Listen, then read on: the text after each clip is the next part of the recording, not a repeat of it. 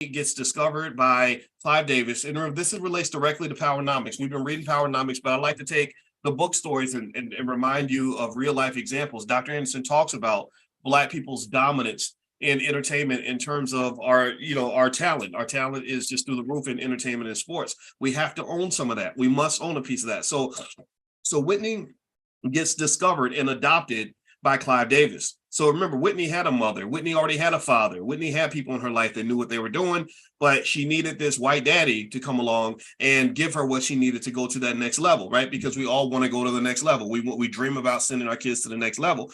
Well, you saw what happened with Whitney, right? She goes to Hollywood. She becomes super famous. She becomes the number one best-selling artist, of all time or around the world, whatever, bigger than the Beatles. And then next thing you know, she's on the decline. Next thing you know, she's in the culture. And y'all know that culture. That culture is one that involves the drugs and the bad choices and everything else. And next thing you know, Whitney is dead at the age of 49. People don't naturally die at the age of 49. Typically, they typically live another, 25, 30 years, especially women. So Whitney, she got the dream, but that dream turned into a nightmare. And I think that it's because of the culture. There's a culture war. If you look at how many Black men and women have gone off to Hollywood and into the music industry and just lost their minds, lost their souls, lost everything, lost their lives. You will know that what they do is they come in, they mine our talent, just like they're digging up diamonds in Central America, and they take it out to Hollywood. Next thing you know, they send you back something different from what you actually gave them. You gave them a child with good values, good intelligence, good choices, and they come back a drug addict or a sex addict, or they're into some weird culture, Hollywood weird culture, as you might call it, or they're doing things that don't make any sense. Well, why? Well, because it's all about the glitz and the glamour and the money and everything else. So basically, Black people, Black entertainers, Black talent is a cash cow for everybody except Black people.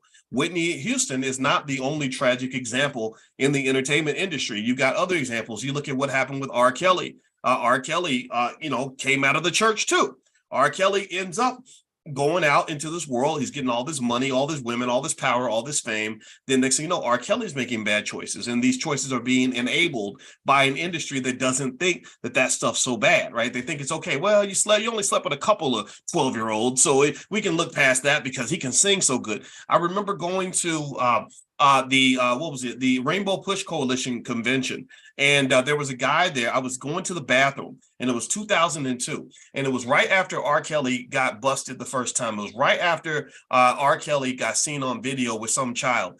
And for a while, the industry was pretending to be righteous and boycotting him. But the Chicago radio stations, they only boycotted a couple of weeks. And then the big stations started playing him again. And I remember I was sitting in the bathroom, and I was, standing, using it, washing my hands, talking to a guy. He happened to be an executive at the largest Black radio station in Chicago. And I remember I said, "Guys, that stuff with R. Kelly, something else, ain't it?" He said, "Yeah, it is something else." And then I think I said something like, "Yeah, but he's pretty talented." He said, "Yeah, he is talented. We had to get him back on the radio. He's so talented. He's so talented." And I remember feeling really bad about that conversation. I remember feeling like, wow, is that all that matters? Like his talent. I remember BET right after R. Kelly got caught the first time, when he really needed help, when I think good people in his life, when our people would have said, "Look, man, you can't keep doing this. We're going to take you to a therapist. We're going to take you to some sort of center or something to detox and fix your life." Instead they were sort of looking at it like I remember BET gave him a bigger platform. They literally gave him the biggest performance at the award show. He wasn't just invited, he was the keynote performer. Like, he had a 15-minute set. I'll never forget that. So to some extent, this culture is toxic because it's not just a financial drain on the Black community, but it's also very harmful because it destroys people's lives. DMX should be alive right now. DMX should be alive, and he should be a billionaire. DMX should be alive. He should be a billionaire. Tupac should be alive. He should be a billionaire. This industry destroys people, right? So ultimately, the reason I love what John Boyd is doing with the Peace Industry Music Group is because he brought victory. He knew victory is going to be big. She's a little bit like Kanye in the sense that Kanye is Kanye. So Kanye's a little bit different. But one thing that they have in common, though, is that the same way Kanye knew he was going to be big one day, Victory's father said she's going to be very famous one day. She's already been signed by Jay-Z. I need her to know who she is and I need her feet rooted in the ground before she blows up. That's why I brought her to your event, Dr. Boyce. That's why I wanted her to meet you, because I want her to remember this is who she is. This is where she's from. So even in the short amount of time that Victory has been in the industry, she's had those battles. There was a time where she was going to sing at the opening game for the NFL. It was a nationally televised game. She was going to sing the national anthem at a game between the Tampa Bay Buccaneers and the Dallas Cowboys. It was the first game of the season, nationally televised, and she took a stand. I think it had to do with the jabs, and they said, well, you have to get the jab. And she said, well, can I wear a mask? And they said, no, you got to get the jab. She said, well, can I take a test? They said, no, you got to get the jab. She said, well, can I just socially distance and wear a mask and take the test? They said, no, you can't do that. You got to get that shot. She said, no, thank you. She had no problem walking away from the money because she said, that money's, God did not intend for me to have that money. So it's okay. I'm going to move on to something else. So really, to me, what's really awesome is that, I hope you will support those people that are out there really going into those spaces that are really trying to represent you. When we're making these films, that's what we're trying to do. We're creating a film industry. We're planting the seeds for that. We're going to invest heavily to make sure we're going to lose money on this movie. We're okay with losing money on this movie, but we believe people need to see this movie. So that's why we're going to make sure 1 million people see this movie. John Boyd isn't making a lot of money developing artists right now, stuff like that. Yeah, he's got the connection with Rock Nation, but that money doesn't come in until you've proven certain things. And so he's doing these things on his own dime as well, developing artists like Akila Nihunda, who I told you I put it on everything. In 3 years, you're going to know all about her because this lady is so good at what she does. And I encourage you to go look her up because we have to support this. Okay. So that's my spiel about this. I'm really tired, to be honest with you. I'm tired of seeing other people make money off of our demise. I'm tired of people chewing us, our young people out and chewing them up and then spitting them out. And then they just start over with somebody else after your child is dead, they go get another one. In fact, I knew somebody who's a distant relative who got a great opportunity of a lifetime when he was 15 years old to go on the road with a major singing group. He came out of the church too. Again, think about this. This is interesting, right? The church is the place that's supposed to give you these good values, these rock solid values that are going to help you live a solid quality life. I'm not talking about all the churches and all the bootleg pastors and all. I'm talking about the real churches with really good intentions to really create good Black people. Well, he came out of the church, so he sang so well at the church. Again, just like Whitney, he got discovered. Once he got discovered, they scooped him away. See, pay attention now. They can come in your community and scoop away your most talented assets. Can you go into a Jewish community and scoop up? Do you ever hear about Black men just hanging out, at the synagogues looking for the next talented kid that they can scoop up and take away to the hood or to the Black community? No, so this is an exploitation process, right? This is my friend Damon Dash used to use the term culture vulture, and it's like a vulture. You're swooping in, grabbing what you want, and then you fly off into the sunset. So these Jackie Robinson-esque events occur every year, all the time, everywhere. They set up entire training camps in your neighborhoods just so they can find out if your son is the next LeBron or your other son is the next is going to be the next NFL superstar, or your daughter is going to be the next Whitney Houston. And when they scoop them up, they take them to places where they get distracted and addicted to bright, shiny objects and all these sort of dopamine inducing activities. And then when they're ruined and destroyed because there's no guardrails put on them, they end up just dropping them back off in the hood. So this distant cousin I had an opportunity to go sing with a group. He was in the church, like Whitney. They discovered him just like Whitney. He goes off to LA to go on tour, and his mother's ecstatic because, again, the mother's an enabler too, right? The mother had also fallen for the dream. A lot of the R. Kelly victims had mothers and fathers who were like, oh, you better go sit on his lap, go talk to him, go backstage with him, right? You know what I'm talking about. It takes a village to destroy a child. It takes a village to destroy a child. So this is not just the Clive Davises. This is everybody working together in unison because we're all addicted to the fame and the fortune. We think the bright lights and white people giving you lots of money somehow means you're going to automatically have a better life. So his mother, again, buying into the dream, trusts him and sends him off to LA. I think that there was a Black person that actually was the liaison, but who really owns the music industry. This is not owned by Black people. He goes on the road. I'm not making this up. This is a true story. This really happened in my own family. He comes back at the age of, so on the road, he sees some of the guys in the group, and they're all sitting in a room huddled around the table. And he's like, "What are y'all doing over there?" And they said, "Well, this is cocaine." And instead of doing what I would expect black men to do, if you're a drug addict, instead of saying, "Hey, you don't know nothing about this, boy. Go and get out of here. Don't do what I did." Right? That's what I had guys like that around me who said, "Don't do what I did." Those are some of the best teachers. I don't know if y'all had teachers like that too, but those are the best teachers that say, "Don't do what I did." They didn't do that. They said, "Hey, you want to try?" So they introduced him, just like with DMX. They introduced him to drugs at the age of 15. Now, let me tell you how this story ends. This story does not end with him having platinum and gold albums. It does not end with him having $100 million in the bank. It does not end with him winning Grammys and Oscars and all that. You know how the story went?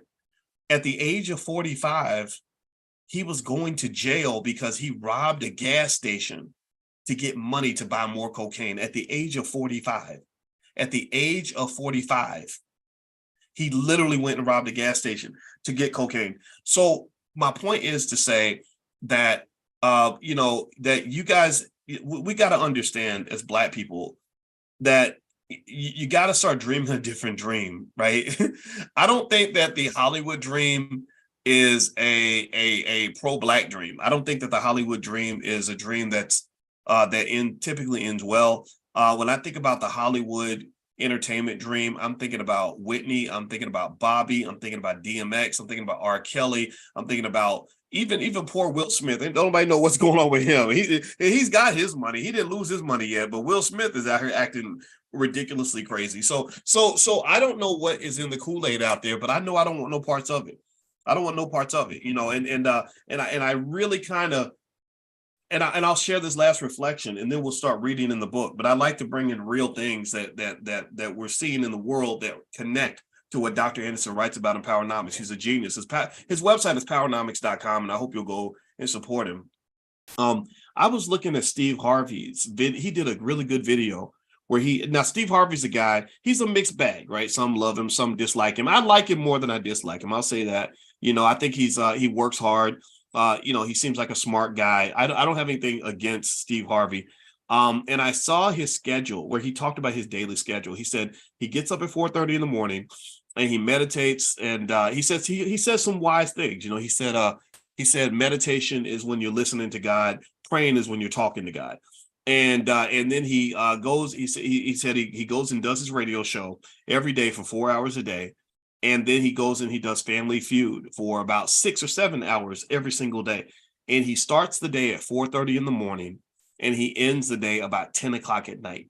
Now, on one hand, Steve Harvey lives the dream life. This man has so much money, fame, success. It don't get more successful than Steve Harvey. So I applaud that. But then I really looked at that and I said, my God, that is a crappy life. That is a hard, you're 66 and you're having to live like that at 66. I wouldn't want that life. I wouldn't, 20 million a year. I wouldn't want that life. I just wouldn't, because I've learned about so many things that you're blessed with that money cannot buy, that you miss out on if you're working 14, 15 hours a day. And then I was thinking, would you, about the Family Feud and hosting a radio show 4 hours? Like I do content every day for y'all, but I'm not hosting nothing for no 4 hours a day because I want to go spend time with my wife. I want to go hang out with the kids. I want to go take me a nap. I want to watch my favorite show. I want to talk to my mama and daddy before we all get too old. I don't want to be like, Mom, I can't talk because I'm hosting my show for 4 hours and then hosting my second show for 6. That's a lot.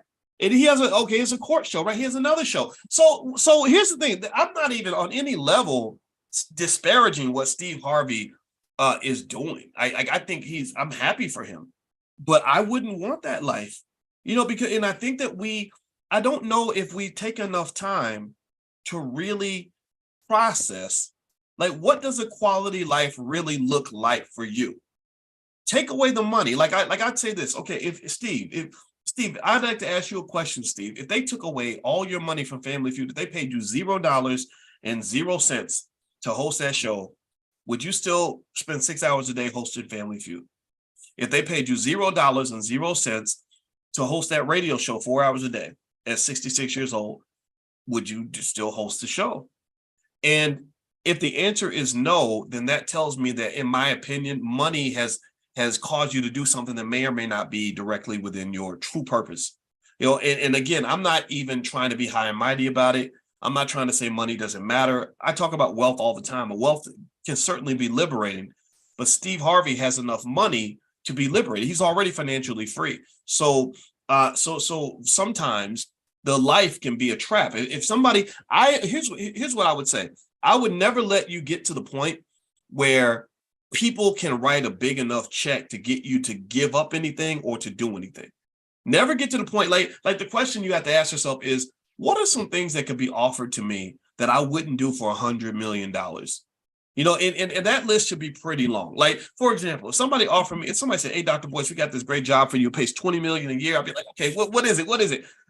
Well, you got to go host a show on CNN. You're going to be away from your wife 8 hours a day, and you can't take naps in the middle of the day because you're going to be working all day long. Do you want the job? I'd say no, not really. Because I like doing what I do. Like, I can honestly say, when I'm talking to you all, I know I would do this for free because I did it for free for a long time. And they always say that if you work when you're not being paid, then eventually you'll be paid when you're not working, or something like that, right? So I planted a lot of seeds in doing what I do now back, when I wasn't making any money, because I like it. I really felt like it was meaningful. I feel like talking to Black people about wealth and changing the trajectory of families is something that's like, okay, I can sink my teeth into that. That's real, right? But if somebody said, I'll pay you $10 million a year to go become president of the University of Buffalo, I wouldn't do that crap. That to me would be an insignificant, it would be a worthless, meaningless job. So don't ever do anything just for the money. And I know that I don't want to sound high and mighty when I say that, because I understand we have financial trade-offs, all of us do, and things like that. But I really encourage you to really look at it with a critical eye. Look at it as an intelligent Black person, and don't just look at it the way the world looks at it, because the world really thinks that if there's enough money involved, then it justifies anything. Money becomes the trump card. And that's where people get it wrong. Because if money becomes your trump card on every choice you make, then you might as well call yourself a white supremacist. If money is your number one decider in every single choice you make, then you should just call yourself a white supremacist, because the white man has more money than you. He's going to always have more money than you. The white man can print money. He can literally print money. So if you pick your partner, like that poor lady on the griot. Just see that there was a lady on the griot who said that she would only date the bus driver if he owned the bus. I don't think there's anything wrong with what she said. That's her preference. I think she has a right to say that. But it's kind of like, but if you notice, when you look back, Ebony K. Williams, that's her name, and nothing against her, by the way. I don't dislike her, because I think she has a right to have her preference. But if you looked in her history, she's on the show The Real Housewives of New York. She was engaged to a white guy. It's because the white guy had money. That to me, I bet, was the deciding factor. And so it's her preference for money is not the issue. The question I would ask her is, has money trumped every decision you've ever made? Has money caused you to be blind in the presence of a man who could have given you some things that money cannot buy? Do you follow what I'm saying? So it's some people don't always understand that. Like, they think that I'm saying that money is bad, or they think that I'm saying that money's always good. No, money's not always anything. Money's always a factor, but money can't always be the factor. Because if money is the factor, again, you might as well call yourself a white supremacist. Because if I say, oh, I'll do any job if the price is right, well, then that means that if I'm doing some meaningful work, like let's say I'm Deion Sanders, I'm down at Jackson State, right? Real life example. And I'm changing the lives of millions of Black people, building a Black institution, hanging out with Black folks in a city that needs what I'm bringing to the table, bringing resources to a Black city. University of Colorado comes knocking. They say, hey, we're this pasty, crusty, sub-mediocre institution that has a history of racism, and the weather sucks. And it's not even a good environment for you, but here's $5 million a year. Will you drop everything you're doing to come hang out with us? Will you drop your family to come be with us? And you say, okay, yes, I will. Well, why? Well, because of the money, right? And so my question to Deion wasn't so much like, why did you do it? Like, I understand. I don't have anything against his personal choice, but I'm saying, like, gosh, is that the only reason? Like, at what point are you financially secure enough? Because he spent a lot of time saying that he didn't need money, right? Like he gives this impression. I don't believe. I'm gonna tell you the truth. Somebody like an Elon Musk, for example, he's a multi-billionaire. A multi-billionaire wouldn't go take a different job because you offered him $5 million a year. He'd say, I make $5 million in my sleep. I don't need that money. I'm doing what I really want to do. I will admit, I could turn down a $5 million a year job. I kid you not. But I train people to go to Wall Street. They make billions on Wall Street, right? So I could have gone to Wall Street and made more money.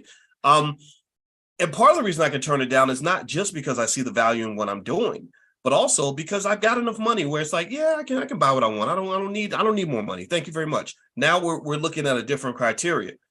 So I think at the end of the day, you have to, as Black people, to protect your freedom, you have to have some things in your life that money cannot buy. If everything you have, everything you are, everything you do is for sale, then you will lose in the white man's game of capitalism. Because not only does the white man have more cash than you, but he knows capitalism at a very high level. He may not know how to dance, he may not know how to jump, but he sure as hell knows how to make a dollar. He knows how to buy, he knows how to sell, he knows how to build companies, he knows how to acquire assets.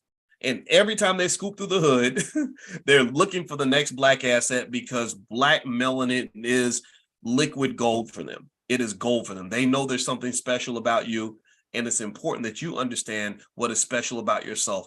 One way to look at it might be if you really see the value in your skill, in your labor, etc., and you lose your job, part of you might be sad that you lost your job, but if you really see your true worth, you would say, wow, look at this. I've just acquired an extraordinary asset called me.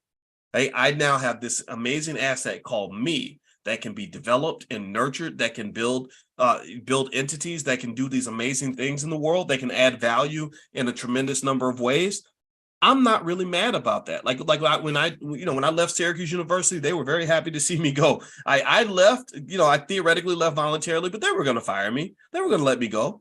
But I think I'm pretty cool. I think I'm pretty amazing in certain ways. I'm not bragging. I'm not better than anybody else. I'm not trying to act like I'm better. I think we're all amazing in our own way. But I'm convinced that Boyce adds value. That me controlling that asset called Boyce Watkins is a multi-million-dollar move for my family. Right. So and some of it's manifests itself, right? Like if I died tomorrow, my name is worth at least 20, 30, $40 million because my children can make money off my name for the next 40, 50 years, right?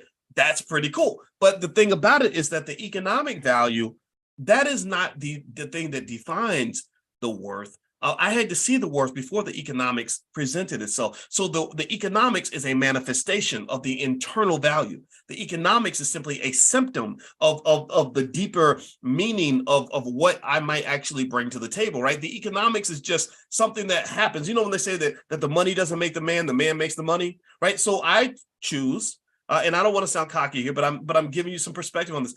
I choose to see myself as a person who's like, yeah, I make money, but I make money because of the man that I am.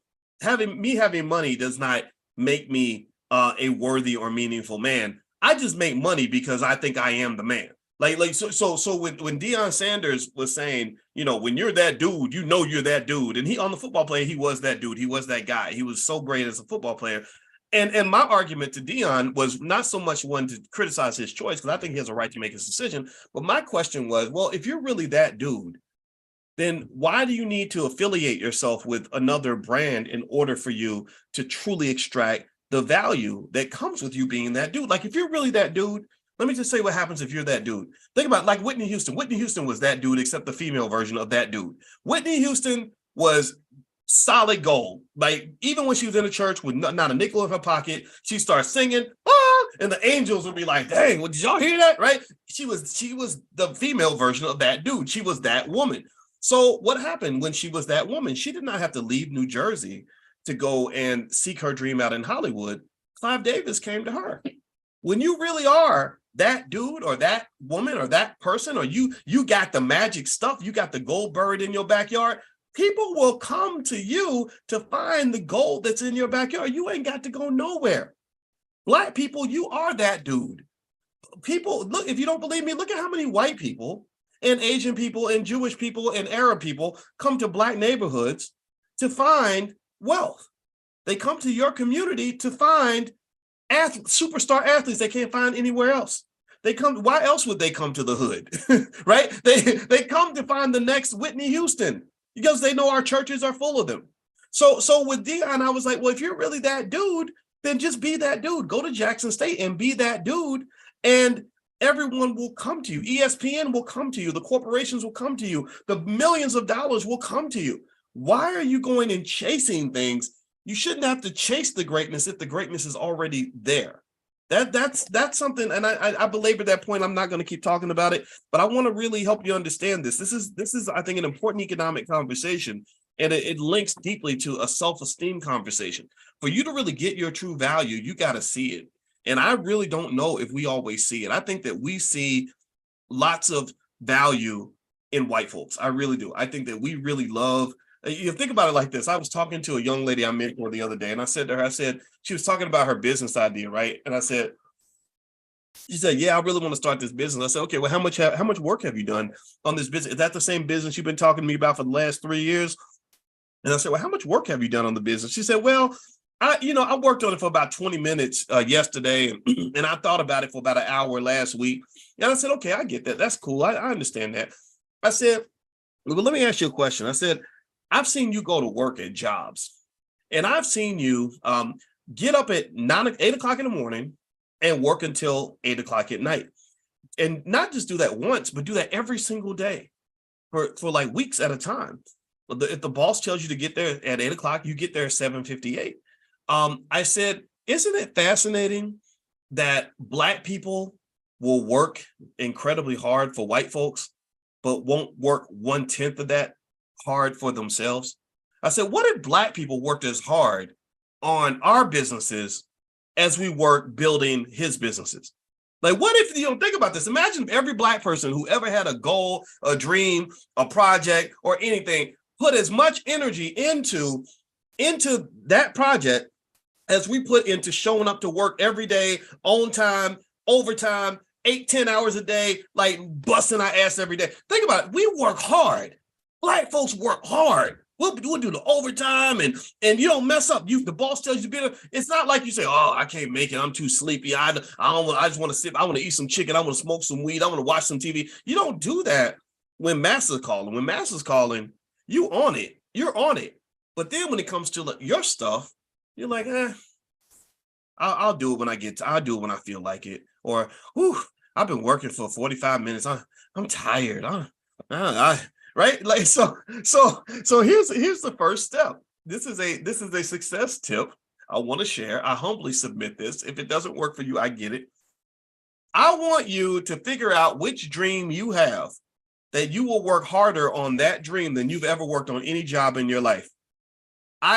How dare you spend more energy putting time into your job at Wendy's or your job at UPS than you put into building your family business? I argue that the reason that you worked hard for UPS and didn't work hard for your family business is because you don't respect yourself. You don't respect what you built, but you have a world of respect for what he built. You don't have any belief in what you're creating, but you believe deeply in what he's creating, right? Because he's your God. Like, you look up to that. You're like, wow, that's really cool. That's Nike. Whoa, Nike, right? We do that. We do that. And even I had to challenge myself. And I said, hold on, wait. No. I will never work harder building somebody else's stuff than I work building my own. And I had to keep reminding myself of that, because it's easy to believe in something that somebody else has already created, especially if they've got money to actually pay you, right? But here's the thing though. When you talk about developing institutions or building economic value, things gain value when you pour into them. It's just like a baby. The baby who gets fed the most is going to grow the most. So if you starve your baby, then your baby isn't going to grow. Even that could have been the greatest baby to ever live. That baby could have been Barack Obama or Shaquille O'Neal or something, but it doesn't matter if you don't feed the baby. So that's what happens. We feed just like on the plantation.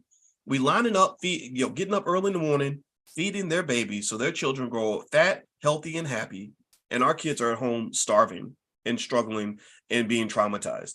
So the same thing that happened with Black children on the plantation is happening with Black institutions when we're all pledging allegiance every morning to the corporate plantation.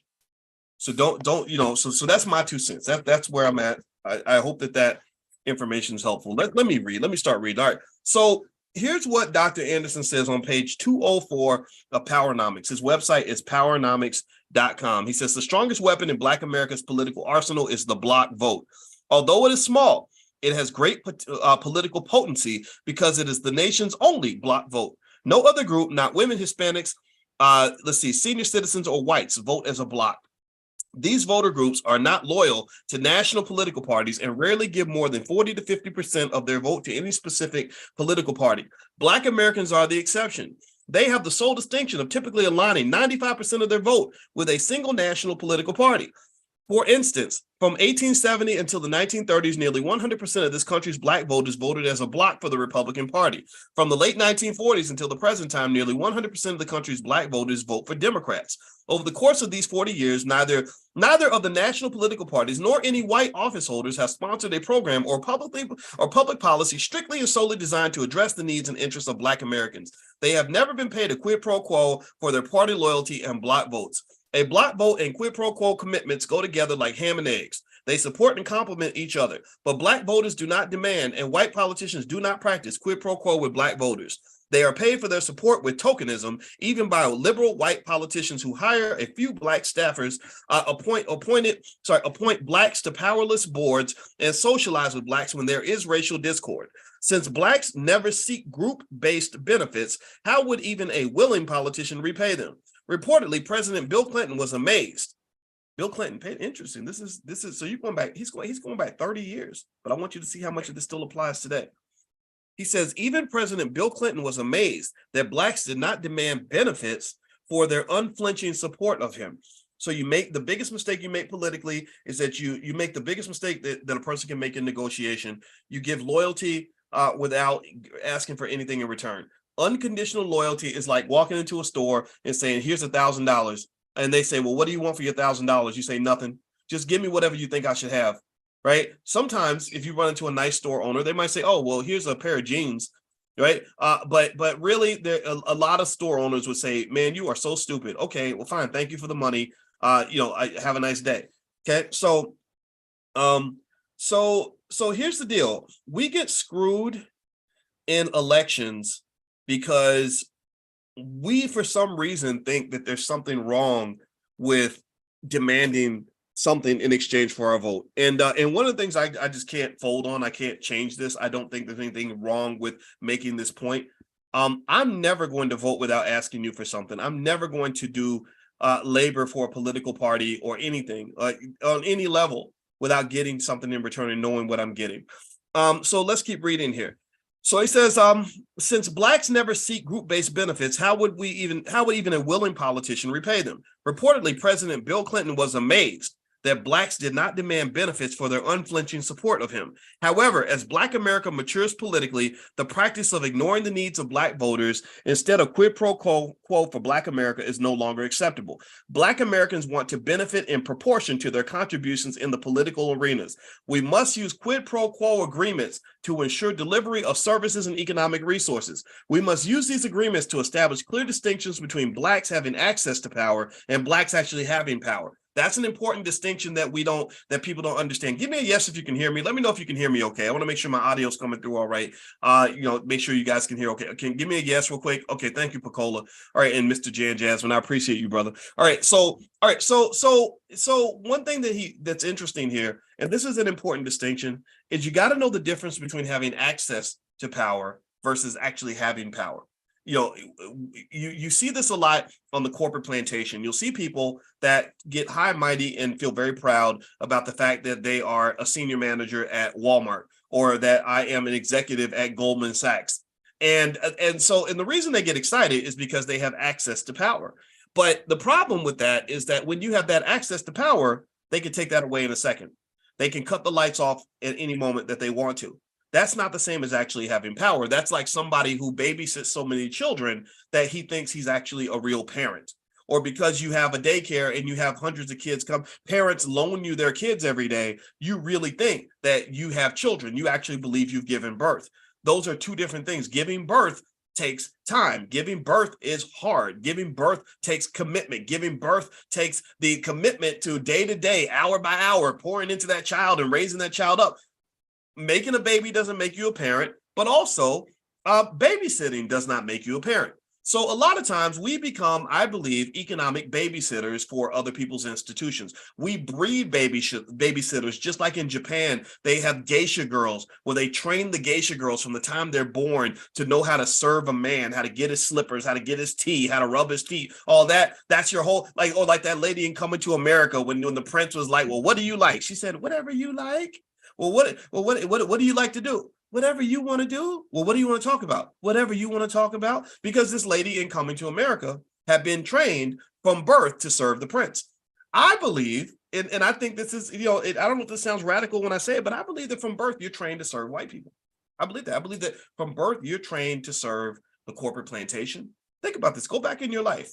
Think about, give me a yes if you follow what I'm saying. Think about how much time was spent when you were a kid with people teaching you how to apply for a job.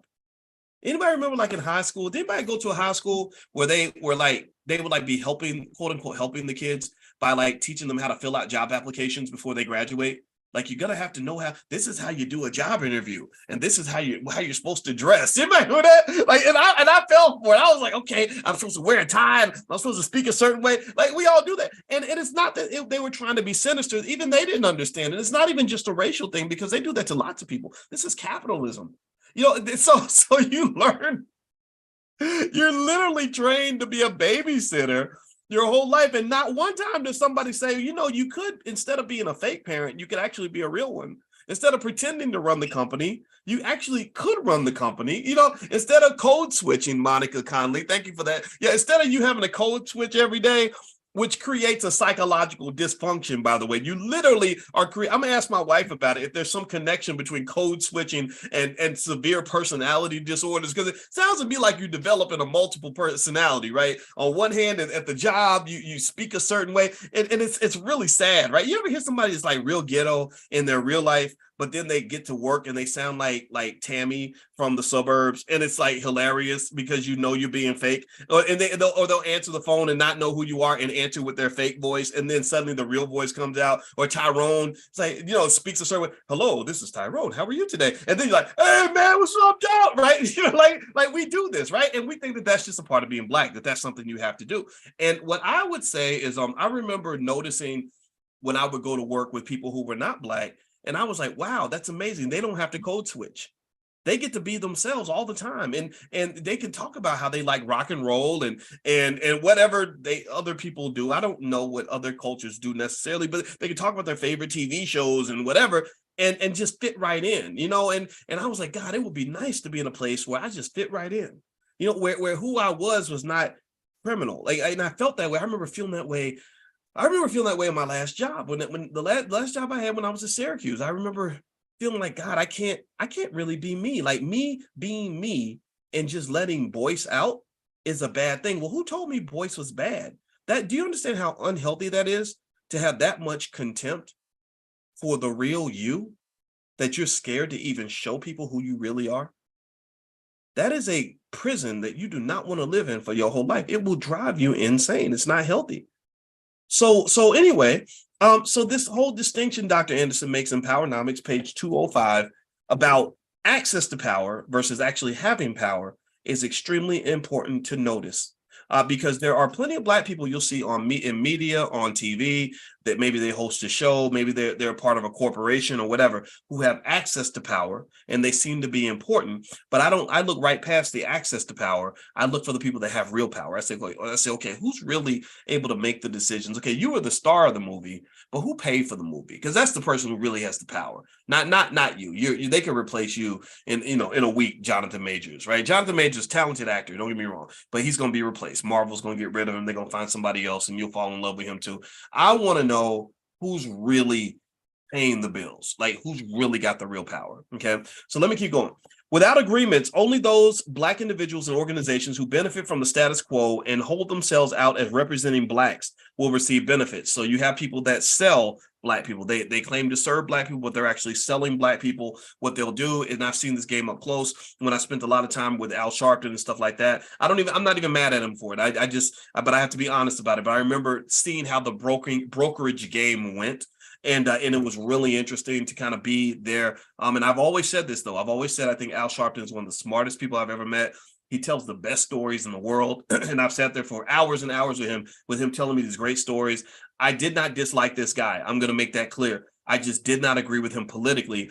And I saw what was going on. And then I connected it to the background in terms of the connections with the mob bosses and all that. And so what you saw was the mob bosses or the ward bosses that would literally harness, sort of gather up all this political power. And then they would take that power and sell it to a politician. And they tell the politician, look, pay me well, and I'll get the people to do whatever you need them to do. You don't pay me well, then the people aren't going to do what you want them to do, because ultimately most people are sheep, and I don't want you to be sheep. I need you to be leaders because and this isn't just a racial thing. I don't even want to say Sharpton's the only one who did it. He learned this from the mafia. That's what the mafia does. Think about this. To get any construction work done in New York City, you had to pay the mob bosses because they controlled the unions. They controlled the concrete workers and all that. And they would tell you, look, hey, buddy, if you don't pay me, then you're going to have a strike on your construction site and you won't get the job done. So my question was always like, why can't the people on the construction site make their own decisions, right? But there were various mechanisms in place to control those people, either forcing them to do it, or maybe they just, weren't able to really process things on a certain level, or trying to, or I don't know what was going on. But at the end of the day, this game is played a lot in politics, and I don't think you should play it. I really don't. So let me keep going. At best, the Black masses will receive what little trickles down from the broad, ambiguous programs designed for everybody. Our goal in practicing group politics is to own and control our own power resources. The difference between owning and having access is like a bank clerk whose job allows him access to millions of dollars that he cannot use for his own personal benefit. It can be said without any hesitation that the majority of white society has no intention of voluntarily relinquishing control of any power resources that could possibly alter their historically advantaged positions. It is our responsibility to change the political relationship by leveraging whatever power we have. So I'm going to go ahead and just say, step out and say, I don't think that complaining about what other people do is really the answer. I think that you can point it out, you can learn from it, you can try to understand it. But I really think that accountability is a very important part of obtaining real power. There's no powerful person anywhere or powerful group anywhere that doesn't claim accountability. Like there's no basketball team that can win a championship without being accountable for their performance on the court. So there's no military that can win a battle without being accountable to what you do in that war. So what I would say to you is that I really want us to fight racism in a different way. I don't really have a lot of energy to sit and be sad about what white people are doing or what Asian people are doing or what Jewish people are doing. Also, I believe in solutions. These solutions are being implemented. The revolution has already begun.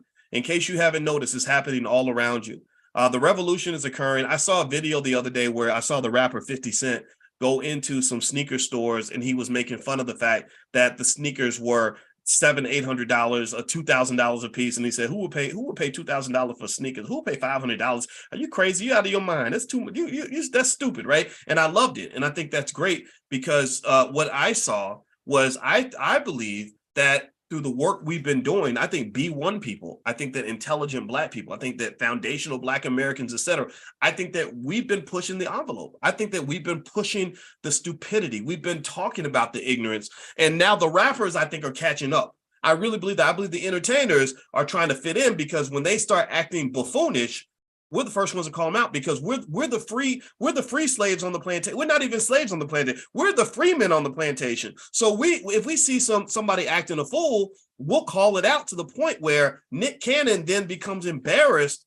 It starts making babies all over the planet because he's trying to regain his masculinity after the whole community said, "What are you doing? This doesn't make any sense. This is crazy." So I personally think that I go all the way back to when Jay-Z created 444, that album 444. I remember 2 years earlier arguing for 4 hours on the phone, maybe it was like 3 hours. It was a long time with Beyonce's road manager or something. He did something where he set up all her concerts or something. He had some important job. I didn't really care what it was, but we were on the phone and I said, why don't they promote better things that are going to be better for Black people? Like, why is Jay-Z rapping about all this stupid stuff? He's grown now. Like why he has so much influence.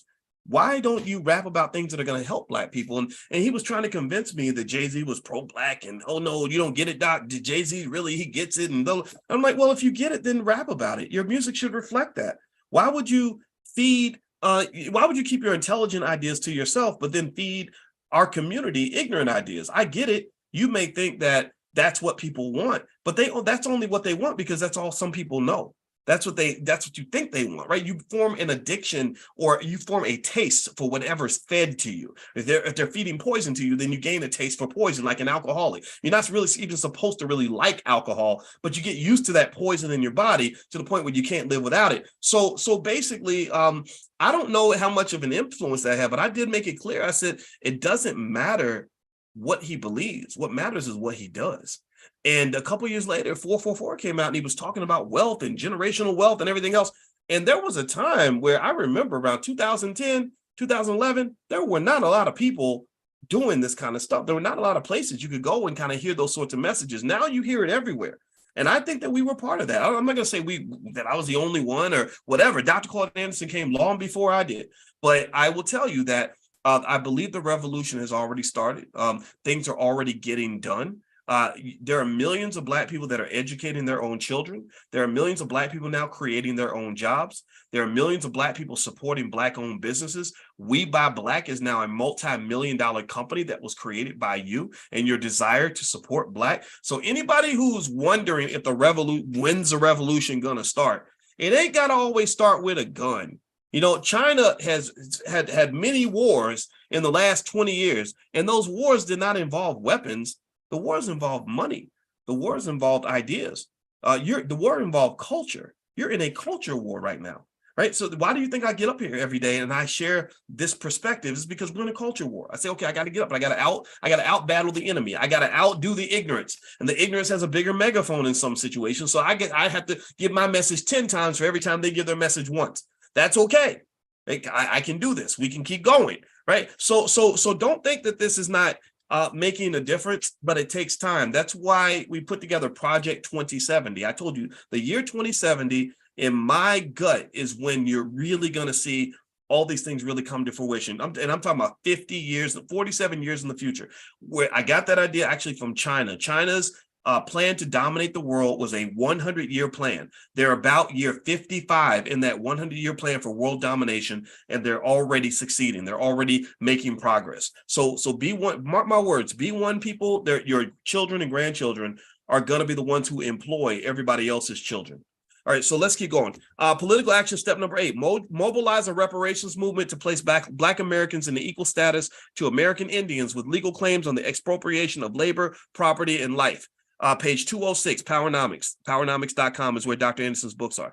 Black Americans are entitled to monetary compensation from the government and private sector for the myriad of losses. Now, notice he said government and private sector. So when you talk about reparations, don't just talk about the government. Corporations owe you too. Insurance companies owe you too. The Catholic Church owes you too. A lot of institutions owe you too. So this is not just a government tab. There was a Professor Sandy Darity that went on Dr. Phil, did a great job. He cited the right number, about 14.6 trillion, something like that. Dr. Phil, of course, did what you would expect. He said, oh, it's impossible. The government can't afford it, blah, blah, blah. Yeah, whatever. But when can we expect payment? He stuck to his guns. And one of the points that needs to be made that's really important, and I don't know if Darity, I think Darity gets it, but I don't know if he's talked about it as much, but it's very important to understand that bill is not going to just be paid by the government. That bill should be paid by every corporation in America. It should be paid within the tax codes of America. It should be paid by the banks. Goldman Sachs is sitting on a couple $1 trillion in assets. Pay up, buddy. We know you got the money. So anyway, let me keep going. So similarly, their descendants are due compensation for the compounded and unjust legacies of slavery and Jim Crow, semi-slavery. In terms of benefits to Black America, both integration and affirmative action were dead on arrival. However, the structural inequalities and racial monopolies that they should have eliminated remain active and deleterious. The best recourse for Black America is reparations, and it should be made a national issue. It is no longer simply a subject for parlor room discussions, but an absolute necessity. It is the most effective mechanism to deliver long overdue economic justice to Black Americans. Pay attention now. He wrote this 30 years ago. I want to make that point. So throughout history, our political and legal systems have compensated injured parties, including white indentured servants, freedom dues, Southern slaveholders, monetary reparations, and approximately 1 billion acres of land were given to Southern slaveholders. Let's be clear. Southern slaveholders got reparations before you did. Did y'all know that? I don't know if y'all knew that. How many of y'all knew that? That Southern slaveholders got reparations before they gave you your reparations. Yeah. Japan got billions of dollars on the Point Forward program. Germany, a country we went to war with, got billions of dollars in the Marshall Plan. Japanese Americans got billions of dollars for reparations for World War II. Jews got billions of dollars for German Holocaust survivors. American Indians, billions of dollars in land, cash payments, and public assistance. And now even cigarette smokers are getting billions of dollars in damage awards. All of these groups receive reparations and monetary compensation for personal injuries and unjust enrichment. Black people, victims of the worst Holocaust in history, have not received an apology nor compensation. In part, they failed to mobilize a reparations movement and demand compensation from all nations, governments, wealthy families, churches, and corporations that profited from slavery. Let me say that again. Compensation from nations, governments, wealthy families, churches, and corporations that profited. So nations, governments, wealthy families, churches, and corporations. Write that down. This nation has no other choice but to deliver on its long overdue economic justice to Black Americans. It would be an international embarrassment for this country to espouse democratic principles of fairness and justice and to continue holding Black Americans in the economic ditches created by the laws of the nation. Domestically, should this nation continue to avoid its obligations to Black Americans, it is ruining the risk of alienating its most loyal and patriotic citizen, Black people.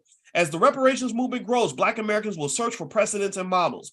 Most Black American organizations look to the Japanese Americans reparations bill and strategies employed by Jews in their legal actions against Volkswagen and Mercedes-Benz. Both of these have merit, but are not the best models for Black Americans who, like American Indians, have a historical constitutional relationship with this country. Neither Jews nor the Japanese have such a relationship. Moreover, neither group was in the country when the Constitution established special relationships with Blacks and American Indians.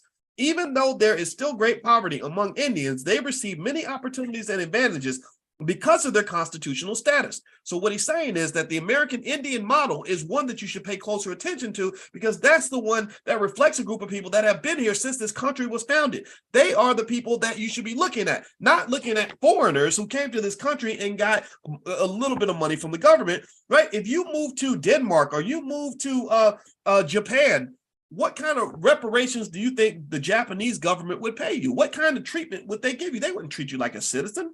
You're not a citizen. You're not a citizen. You're a foreigner, right? So basically in America, what Dr. Anderson is saying, in Powernomics, we're on page 207. We've been reading this book for 2 years straight. He's basically saying, look at the models of groups that have been here as long as you've been here. Look at the models of groups that receive compensation on a level that was transformative for the community. The Native American community, Indians, whatever you want to call it, they got the casinos, they got the tons of acreage of land. And in fact, we're owed a piece of that because they actually helped the slaveholders to hunt us. Dr. Anderson, in his book, Black Labor, White Wealth, explains how Indians were paid money to hunt runaway slaves. Did y'all know that? How many of y'all knew that? If you've been in this class for a while, you know this. They were paid money to hunt runaway slaves. They were paid a certain amount of money if they brought back the dead body, and they were paid another amount of money if they brought back your scalp. So I want you to just imagine somebody taking a knife and cutting the scalp off your head. Like imagine what that feels like. Them cutting into your skin. And this is what happened to your relatives. This happened to your big mama and your granddaddy or great granddaddy, whatever, triple great grand. They came and they cut their scalps off, and their head's bleeding, brain is exposed, skull is exposed, and they're just laying there bleeding to death. And they took this scalp and they went back and they sold it, and they said, "Oh, we got another one." That's it. I want you, I want us to think about it that way and really understand what people really went through for you to have this opportunity to even be here and learn as a free person in this country. You know, the sacrifice, when I think about the sacrifice and the pain and the struggle that our ancestors went through so we can live this nice, cushy life that we have, that reminds me that I cannot rest, that I cannot stop. They gave me the chance to learn, so I'm gonna learn every chance I get. It is criminal when you see Black people, Black men, Black women, Black children that don't want to even go to school, don't want to read, don't want to learn nothing, when people died for you to have that opportunity to learn. I don't feel that way about voting. I'm not gonna lie. I know that they did die for us to vote. I don't know how voting really fits into all this. I don't see a lot of progress there. No disrespect. I think we should do whatever we want.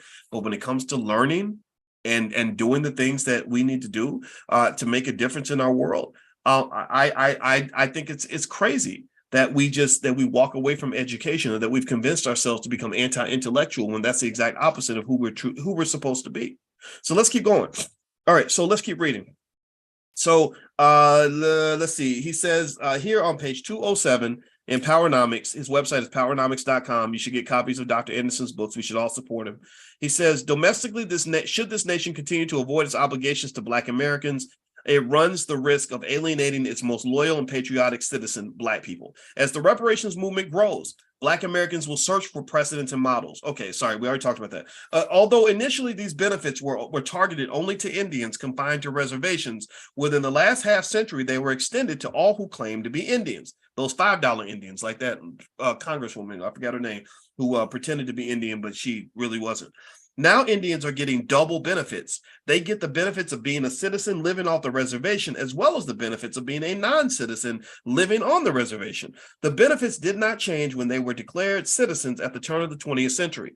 Black people have an even stronger constitutional relationship with this nation than do Indians. Therefore, it should be easier to track American Indians and justify benefits for Black Americans. Other models are insufficient. For instance, neither the Japanese nor Jewish model have a constitutional basis. The Jewish Holocaust did not take place in America, and there were no Japanese in America during Black slavery. It should be easier for Blacks to demand reparations by tracking the same path that American Indians took to get their special programs, benefits, bureaus, preferences, tax exemptions, and other advantages. For centuries, American Indians and their descendants have received reparations while Black Americans have been ignored. And that's the fault of your politicians, by the way. The Congressional Black Caucus should be ashamed of themselves for this.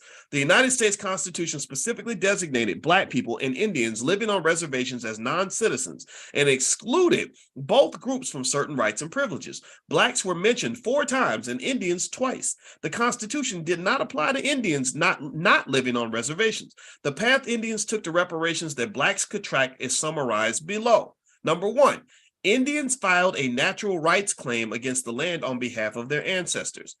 Blacks should file a natural law claim against governments, religions, and businesses for death, injury, and unjust enrichment on behalf of the victims of slavery and Jim Crow peonage. Indians sought and received public apologies from state and federal governments. Blacks should seek public apologies from all levels of government, religions, and businesses. This is the blueprint, y'all. This is Dr. Anderson's instructions. I'm gonna call him tonight. Actually, I haven't talked to him in a little while. I need to call him and talk to him, because this is powerful. He says Indians convinced whites to invest resources to preserve and reinvent Indian culture. Blacks should secure public and private funding for a Black Holocaust and Cultural Museum. Indians had government economists calculate the value of their expropriated Indian lands. Blacks should demand that government calculate the value of expropriated Black labor, deaths, and property. Indians drafted their own civilized tribes constitution and formed governing councils. Blacks should adopt a national empowerment plan and form a political party. Indians declared themselves to be a foreign nation and developed separate communities. Blacks should declare themselves a nation within a nation and rebuild Black communities. Indians allowed themselves to be declared domestic dependent nations and wards of the government who needed to be protected under the doctrine of trust. The federal government became responsible for their care and well-being as a poor and powerless people. Blacks should seek to be protected under a similar doctrine of trust that protects and entitles them to double benefits and tax exemptions. Herein lies Black America's best model, since they as slaves were also declared subjects and dependent upon the majority white society. Black America is just as dependent today as they ever were. Unlike Blacks, American Indians on and off reservations have used their historical relationships with the U.S. Constitution to get special benefits. They are a protected class while Black Americans are in an unprotected class. They currently have 237 reservations, but they have approximately 257 gambling casinos that bring in more revenue than all 535,000 Black businesses put together.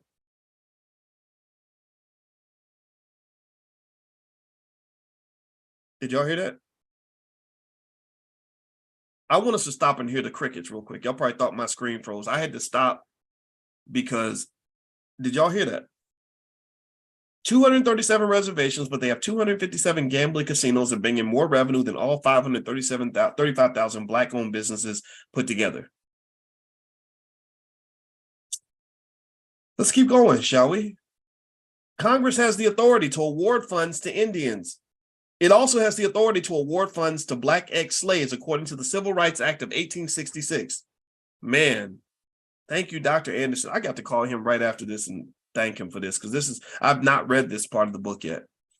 On October 18, 2000, the Washington Post reported that Congress had exercised its authority to aid Indians when it awarded a New Mexico Indian tribe $23 million and about 4,600 acres to settle lawsuits over land that the tribe claimed under a grant from the King of Spain more than 300 years ago. Again, in a move that would cost taxpayers billions of dollars, Congress on October 27, 2000, urged the Clinton administration to settle a lawsuit over mismanagement of trust accounts for about 500,000 American Indians. Indians are getting benefits that go back centuries, and Blacks are listening to skeptics tell them that they are not entitled to reparations because slavery ended more than a century ago and semi-slavery ended nearly a half century ago. Clearly, any Black reparations movement should track Indians as a model and seek similar nation status. Black Americans are on the verge of becoming a permanent underclass in American society. By the way, he said that was going to happen in 2013. I think that was the year he said you become a permanent underclass. So we're 10 years past 2013, and you see what's been happening. He was right about that. Hearings need to be held to specifically document and financially quantify the injury to Black people from centuries of slavery and Jim Crow semi-slavery. The findings should be used to ascertain the many ways that Black people were harmed. The hearing should provide the foundation for corrective actions in economics, education, and other areas. They should be used to develop legal theories and policies for reparations. Making restitution for damages is rooted in the legal system and has been used by industrialized nations as a mechanism for apologizing and correcting institutional wrongs. Restitution has been made to nearly every group that has claimed injury except Black people. The hearing should determine the most appropriate forms of reparations and how benefits will be distributed. As much as possible, settlements should track the multiple forms of reparations received by Indians. Organizations should be established for the specific purpose of receiving and administering settlement agreements and assets in a way to make Black America self-sufficient and competitive. I need y'all to write this down and record this and share this video with people who need to hear it, because we need a plan going into the next election. I am not going into 2024. I'm going to be raising hell the whole entire year, because I am not going to go into 2024 in the elections and all the shenanigans and voting, no voting, no bucking, and all the booty shaking that they're going to do. I'm not going to go through that without talking about all these issues. This is the plan. Dr. Anderson laid out the blueprint.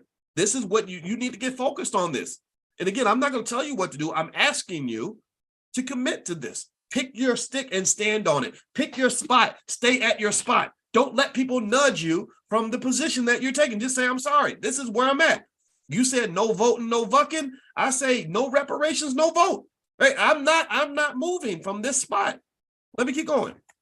If the civil rights movement was successfully redirected away from Blacks and to everyone, Blacks must expect that there will be efforts by both whites and Blacks to hijack reparations. Black America must be especially careful not to allow conservatives, liberals, Black leaders, or any others who are ill-informed or operating in self-interest to derail or misfocus reparations efforts. Activities that are imprecise and based on poor or superficial scholarship will confuse the issue and kill the movement. If the reparations movement is derailed, Black America's last hope for economic justice will also be forever thwarted. The only way that the growing number of activities can result in benefits to all Blacks is if the individual efforts are directed to the same outcome: economic justice for descendants of Black slaves and a Black America that is self-sufficient and competitive. Appendix B. This is the book Powernomics. Appendix B is a reparations plan in schematic form that can be used to guide Black America toward reparations and economic justice. It will also be helpful to those in the general public working to understand the issue. I'm going to look at Appendix B, and if it's small enough, I'm going to take a screenshot and I'm going to put it on my Instagram page. My Instagram is The Real Boyce Watkins. Yes, it's a small enough page. So I'm going to, right after we get done tonight, I'm going to snap a screenshot of this page. And I can't describe it to you, but it's very simple. It's a very simple layout.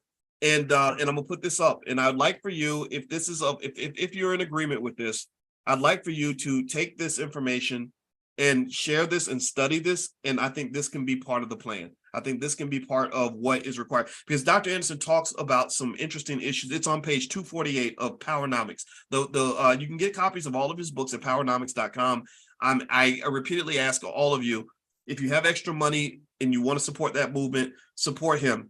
Go to his site, buy extra books, take those books, give them away. Me and my wife do that. We have Powernomics books we give away. Me and Ice Cube bought 1,000 books a piece, gave them all away, right? That it's okay to give the game away. I'm not here to teach any students. I don't want any students. I'm teaching teachers, right? So we're all deployed. We're all troops in this battle. We're all soldiers fighting the same war. So ultimately, if you have it like that, if you have some extra resources, go to Dr. Anderson's site, powernomics.com. He and Mrs. Anderson are wonderful people, and I love them like almost as much as I love my own parents. I mean, I love my parents. My parents are kind of up there, but they're right there with my parents in the sense that I just care about them so much, and I'm so appreciative that he did this. Because think about this: there's really nobody else. Really, I'm not gonna say there's nobody else. It's because there's other people that want to do good things. So I'm not saying that nobody's doing anything. But when you're talking about people that really have been consistent, that have a strong, solid message, that are not distracted or also serving out of ego. That's the other problem that you've had, is that some of your Black leaders think that they're the king of this and the best at that and the only this and the greatest at that, and it just kind of becomes a distraction. Dr. Anderson is just a man who humbly sat down and wrote one of the greatest books in the history of this country, and so to just know the weight that is against him, to understand how fascinating it is that he's been right down the street from Howard University for about 40 years, and they've never invited him to speak on their campus. That's why he's a friendly, polite old man. He's not gonna hurt anybody. He wants to help Black people, and you're running a school that has Black people in it. That's a problem. That's a big problem, especially when you've had white folks come to Howard that you could argue are racist, people from administrations that have been defined as racist, but you won't bring a Black man who's really advocating for something that Black people need. That's shameful. They should be embarrassed by that. And if you're affiliated with Howard, I encourage you to take it back to them and say, well, what's going on here? Now it's too late, by the way. I think for Dr. Anderson to speak, his wife won't let him travel like that anymore. So they missed their opportunity, but I still think it's kind of interesting. It says a lot in terms of how deeply embedded or deeply invested people are in sort of keeping Black people in a certain space. Okay. And so, so my goal, one of the things I just decided I wanted to do years ago is I said, I read Black Labor, White Wealth. And I mean, it knocked my socks off. I was blown away when I read that book. And I said, I'm going to just spend my life. I'm not going to spend my life celebrating me and my ideas. My ideas will get out there for sure. But I said, I got to talk about this man and what he's done. And that's one of the things I've dedicated my life to. He didn't ask me to do it. He didn't even know I was doing it. And then eventually people mentioned that I was doing it. And that's how we got to know each other. And so it's not to say nobody else is helping, but when I look around and I see others that are too beholden to political parties and all that, I think that's the worst way to really help Black people. I think you got to be beholden to a better vision for the Black community. And so it's not just being beholden to Black people. There are a lot of Black people that are sick. There are a lot of Black people that are, stuck and tied with this Democratic Party nonsense. There are a lot of Black people who I don't know. I don't understand. I don't know if the value system really fits. If you want to know where my values stand on a lot of these issues in terms of the Black people and the ones I relate to, I center around four key areas: wealth, education, family, and community. I wrote a book a long time ago. Feel free to grab it. It's on, I'm sure, somewhere on Amazon. It's called "It Takes a Village to Raise the Bar: A New Paradigm for Black America." It's a very short book, extremely short, but I wrote it. It was almost like a clarity manifesto to basically make it clear what I think is a solution for our people. And I focused on four areas that I call the four pillars of Black power, and that's wealth, education, family, and community. And if you go back to 10 years ago, 2013, I did something called the New Paradigm Tour, and I went to different places. I sat with Minister Farrakhan. We did an event for about 2.5 hours. That's all we talked about. I sat with Cornel West for several hours, and then I went to DC with Dr. Steve Perry, an educator. And in each of those cities, we focused on those four areas. And the reason I picked those four things, and I talked about 2070 and the vision for the year 2070, and I believe that if we focus on being excellent in those four areas: wealth, and what does that mean? That means all of our kids knowing how to start a business by the age of 12. It means every child understanding that ownership is a key to power. It means buying stock for your kids when they're young so that they have wealth when they get older, so they're not trapped as corporate slaves or trapped in student loan debt and all this other stuff. So wealth, we become experts at wealth. And then education, we have a commitment to education. Cultures, studies show that cultures that are committed to education are the ones that succeed the most. And then also family. You lost your families disappeared. And basically, when they took away your families, they took away your power. I don't think, so again, this is why it's a culture war, because there is an anti-family culture that's being heavily promoted. And I don't think that the anti-family culture is beneficial to Black people. And then ultimately, those things form a community. So imagine a community being formed because you have a group of people that understand wealth and how to build together. They value education. They also value, they all have strong families, right? That's going to create an amazing community. And if you want to see the opposite of that in terms of what has happened in the last 40 years, does anybody watch the TV show Snowfall? How many of y'all watch Snowfall? Now, did you notice in Snowfall that they had a decaying of the Black community on that show? They showed you what the community looked like when the series began, and it was a house with birds chirping and little kids on their bikes, and you can hear the laughter of children and all that.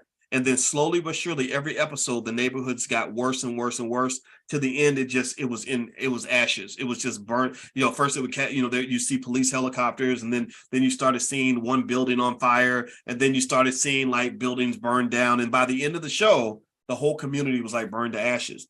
And so that's the opposite of that, in the sense that your communities were kind of burned down because of the things that you've gone through. And a lot of it, you can link it directly to poverty with wealth, right? You can link it to poor, horrible educational systems that don't prepare you for life or prepare you for wealth. You can link it to broken families, because single parents have the lowest net worth of anybody in this country, right? No disrespect to single parents, but that's just true. It's just a fundamental fact. Divorce is one of the greatest wealth killers that there is. And then you throw drugs in the middle of it, which only accelerates. That just goes in the kitchen and stirs up the chaos even worse. One of the things that the Peace Industry Music Group is doing, John Boyd, I mentioned to you John Boyd, who's the father of Victory Boyd and Infinity Song. They got signed by Roc Nation with Jay-Z. So shout out to Jay-Z for signing the whole family. One thing that John Boyd did that I thought was absolutely brilliant was, I mentioned this to him, and I'm glad he ran with this, is that he brought in as one of the speakers for his artist development conference that he's hosting. I think it's in New Jersey, or is it New Jersey? Detroit. It's in Detroit. And I have a video. If you want to find out more about it, just go to drboydstv.com. Just look for the interview I did with John Boyd, and you'll see the information if you want to participate. But he brought in my wife to speak, because my wife is a therapist. And one thing I told him is, I said, think about how much wealth gets lost when a music group can't get along. Like, think about how much wealth got lost. Look at 3 6 Mafia. 3 6 Mafia was making millions of dollars. They'd still be making millions of dollars because they could do these shows for older artists, right, that are out here now, right? Literally on the road, making $5 to $10 million a year. But they're not doing that. Well, why not?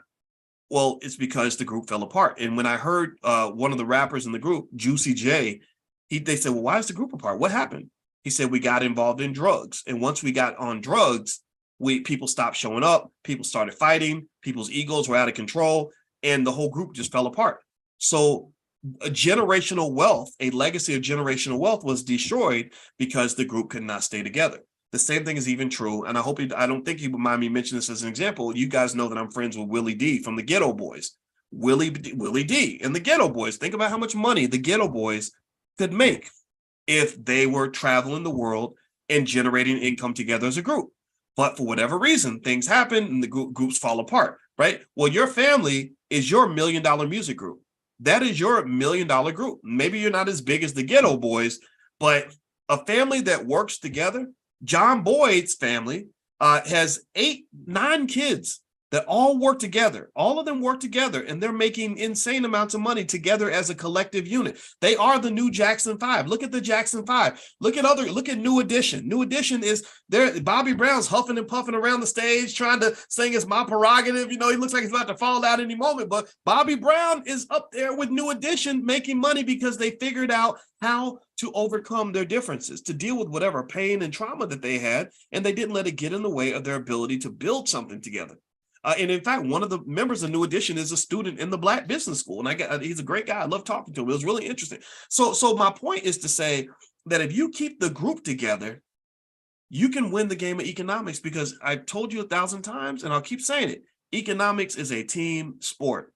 So the question I ask you in general, Black people, is who's on your team and what specific intentional measures are you taking to keep the team together? Or are you just letting the chips just fall where they may? John Boyd's family sticks together because they have a structure, they have a code of conduct, they operate in a certain way, they deal with each other in a certain way, they are deeply loyal to one another, and this family goes around the world, and they're very successful in the music industry. Like I told you, Victory wrote many songs on Kanye West's last album. She's won the Grammys, got signed by Jay-Z, sang in front of the president, done all these things, and because they were able to operate as a group. So find your group or build your group, recreate your group if you have to, but find that group and work together, and you can accomplish amazing things. So anyway, the last thing I'll mention is in Dallas. That's the reason we're doing our event in Dallas. If you want to find people that you can connect with who are raised and trained on the same stuff you're trained on, feel free to join us in Dallas. Just go to boycewatkins.com and you can join us. I'll be there for 2 days. I'm going to do a training camp. It's going to focus around my book, The 10 Commandments of Black Economic Power, which pretty much is a connection to all these topics that we've mentioned. And I did all like 100 pages of slides on this, right? So it's like a deep dive analysis. And also the book, my book, The 10 Commandments of Black Economic Power, is available on Amazon, wherever you want to go. And you can also just go to my website. There's always new stuff up there that can help you and your family. So feel free to take a look at that. We have a business school for kids. We have financial flashcards, all kinds of things. So whatever it is that you create in your family, I want you to pour into that. And I want you to just commit that you're going to pour as much into what you're doing as you pour into what he's doing, that you're going to work just as hard on building your institution as you work on building somebody else's institution, that you'll never go to a job and work harder on that job than you work on your main job, God's job, the most important job you'll ever have, which is really your community and your family and the people around you. So let's do that, people. We all gonna get it. Let's make it happen. All right. God bless you. Thank you so much for hanging out with me. I will see you all next week. And those of you that are not yet in the book club, you can join the book club for free. Just go to blackkeystogreatness.com, blackkeystogreatness.com, and you can join for free. All right, everybody. Take care. I'll see you soon. Bye-bye.